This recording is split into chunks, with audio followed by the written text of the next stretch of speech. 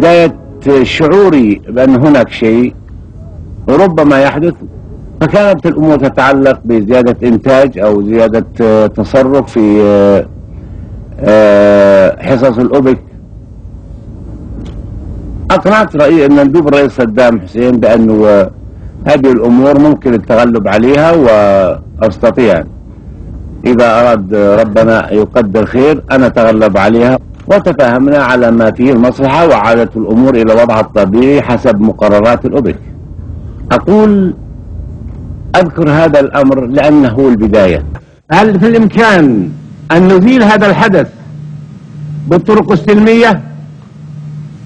هذا ما نريده، ونأمل أن نتخطى الحواجز ولا نتردد في طرق باب السلام، وهو أحسن باب ممكن يطرق في هذا الوقت. حصل شرخ.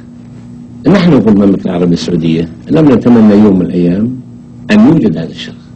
شعوري أو إحساسي هو إحساس كل قائد عربي الآن أن أصبنا بمشكلة.